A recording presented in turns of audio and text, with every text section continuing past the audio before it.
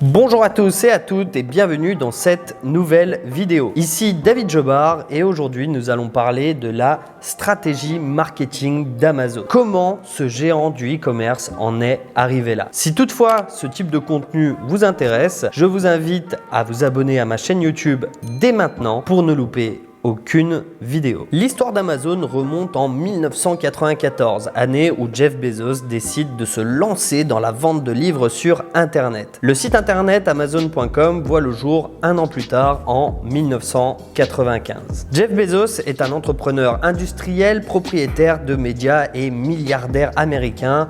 Oui, rien que ça. Dès le départ, Jeff Bezos a pour ambition de devenir le plus gros vendeur e-commerce au monde. Et c'est d'ailleurs en partie pour cela qu'il a choisi de nommer son entreprise Amazon, du nom du plus grand fleuve du monde. On peut dire que le défi a été relevé, puisqu'Amazon fait partie de ce qu'on appelle le Big Four, constitué des 4 entreprises les plus influentes d'Internet avec Facebook, Apple et Google. Amazon est même parvenu à faire trembler Walmart, la plus grosse entreprise du monde, qui avoue elle-même qu'Amazon est devenu son principal concurrent. En 2013, le e-commerçant enregistrait un chiffre d'affaires record de 74,45 milliards de dollars pour un résultat net de 274 millions de dollars. Cependant, ces résultats sont loin de satisfaire les analystes et les actionnaires. Depuis sa création, Amazon est réputé pour ne faire que très peu de profit, voire pas du tout, passant même parfois dans le rouge. Pourtant, le géant a réussi à convaincre les actionnaires d'investir chez lui. Et c'est là une des caractéristiques qui ont fait le succès de l'entreprise. Son objectif n'est pas de faire le plus de profit possible, mais de vendre le plus possible. Ainsi, une bonne partie de l'argent gagné est immédiatement réinvesti, soit pour construire de nouveaux entrepôts, soit pour améliorer le marketing ou encore dans d'autres domaines. À travers le monde, l'entreprise Amazon dispose de plus de 90 entrepôts, s'élargissant sur plus de 7 millions de mètres carrés au total en termes de superficie. Amazon compte également plus de 100 000 salariés dans ses rangs, dont plus de la moitié ont été recrutés entre 2011 et aujourd'hui. Amazon est à l'heure actuelle considéré comme le numéro 1 du e-commerce dans le monde. D'une part, les prix bas,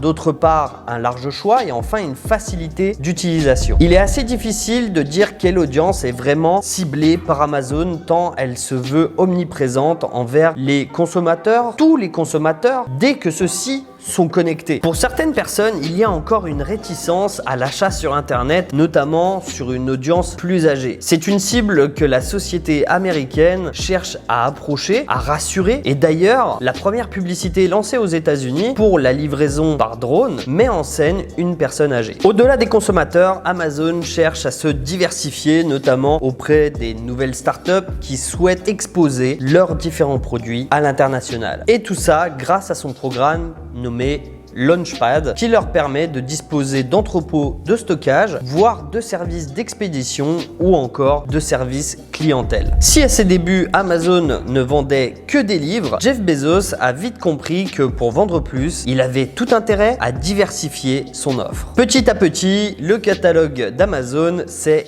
étoffé, proposant de nombreux autres produits culturels comme des CD, des DVD, pour finalement proposer également des vêtements, des pièces automobiles, du matériel informatique et que sais-je encore. L'objectif d'Amazon est clairement de devenir un point central pour tous les achats des consommateurs. Et son logo l'exprime clairement, puisque la flèche qui relie le A et le Z signifie qu'il est possible de trouver tout type de produits de A à Z. Et pour être présent sur tous les marchés, Amazon a adopté plusieurs stratégies pour les catégories de produits où la concurrence est peu établie. Amazon va créer ses propres boutiques. Par exemple, My Habit, site de vente privé de vêtements, pour les catégories de produits où la concurrence est un peu plus établie. Amazon va procéder à un rachat direct des concurrents. C'est le cas par exemple de Zappos, qui vendent des chaussures en ligne, racheté en 2009 pour la modique somme de 1,2 milliard de dollars. Enfin, Amazon effectue des partenariats avec certaines entreprises comme Toys R Us, leur permettant de bénéficier de ses services et de sa technologie en échange de leurs produits. Depuis 2003, Amazon a également développé sa plateforme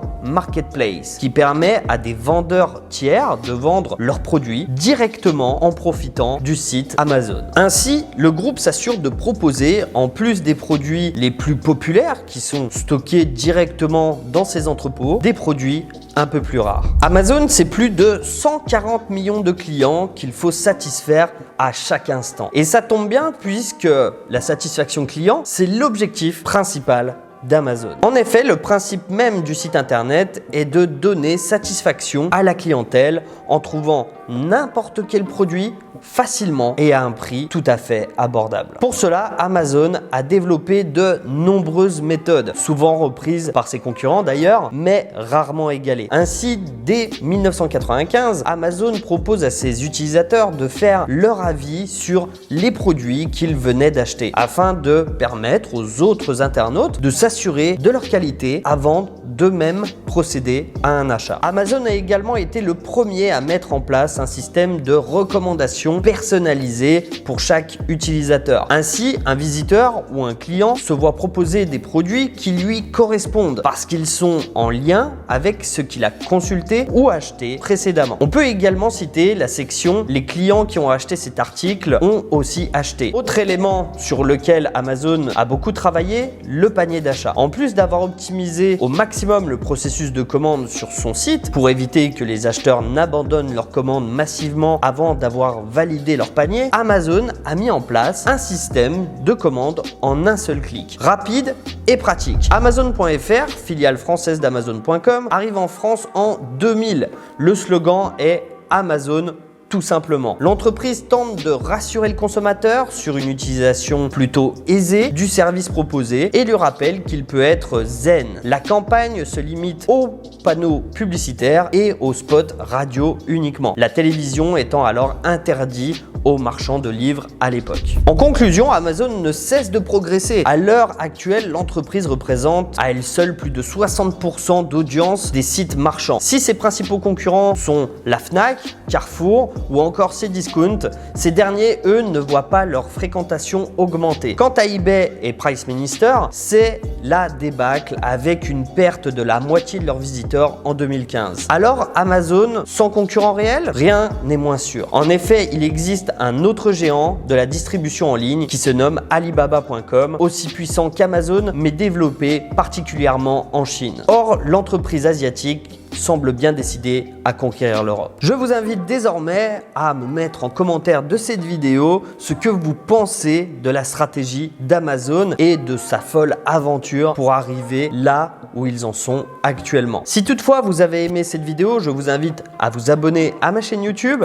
et à mettre un pouce bleu sur celle-ci. Si vous souhaitez également recevoir mes précieux conseils, je vous invite à cliquer sur le lien en description de cette vidéo pour recevoir toutes les semaines ma lettre. Quant à moi, je vous dis à très bientôt dans une prochaine vidéo.